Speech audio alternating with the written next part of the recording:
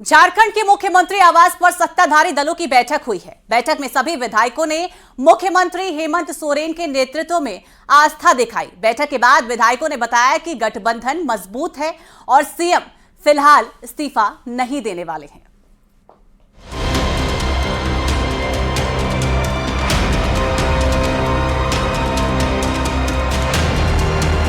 कई दिनों से चल रही सियासी अटकलबाजी पर बुधवार की शाम को विराम लग गया।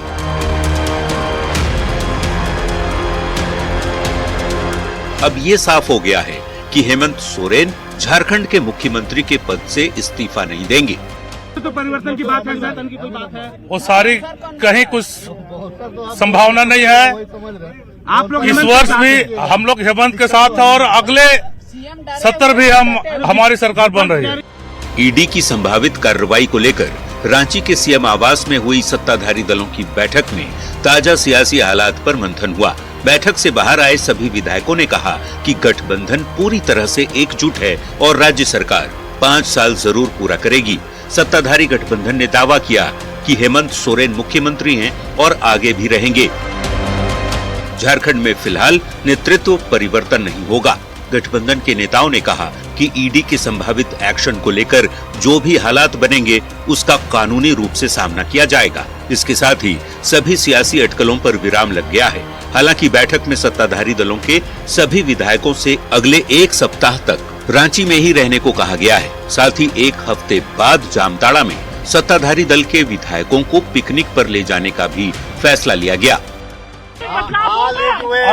अंतिम ओवर पे छक्का लगाने के बाद ईडी की कार्रवाई पे क्या कहेंगे नमन जी? ईडी कार्रवाई कर रही है।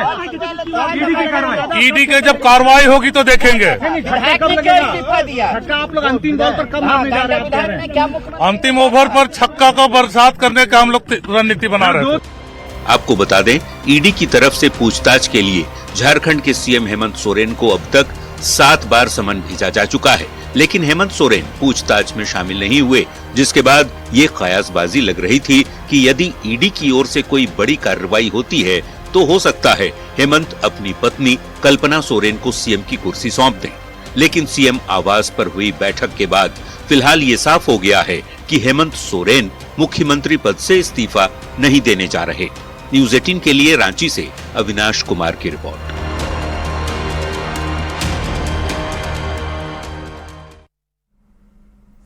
झारखंड की सियासत को समझिए। सीएम हेमंत सोरेन को ईडी ने 7 नोटिस भेजा। 7 नोटिस पर भी हेमंत सोरेन पूछताछ के लिए नहीं आए। अब ईडी की कार्रवाई की अटकलें लगाई जा रही हैं। सवाल उठ रहा है कि ईडी की कार्रवाई के बाद क्या होगा। अटकलें यह भी लगाई जा रही हैं कि हेमंत सोरेन पत्नी कल्पना सोरेन को सीएम बना सकते हैं। इन्हीं अटकलबाजियों के बीच सीएम आवास पर सत्ताधारी दलों की बैठक हुई। बैठक में फैसला हुआ कि हेमंत सोरेन फिलहाल इस्तीफा नहीं देने वाले हैं। मतलब है कि हेमंत सोरेन ने इस्तीफे के अटकलबाजियों पर विराम लगा दिया है। समझने वाली बात यह भी है कि अब झारखंड के विधानसभा के चुनाव में बहुत कम दिन बचे हैं। ऐसे में अगर कार्रवाई होती है तो जेएमएम इसे मुद्दा बना सकती है।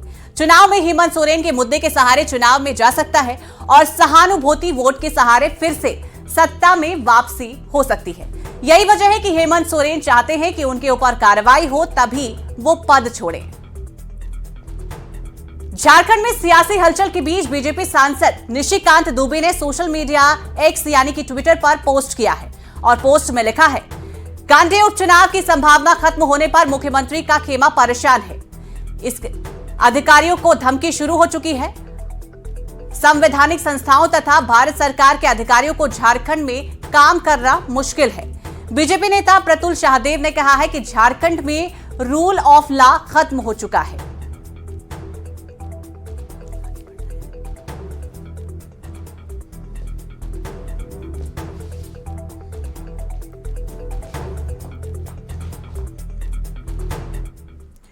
कांग्रेस विधायक इरफान अंसारी ने निशिकांत दुबे के पोस्ट पर पलटवार किया है।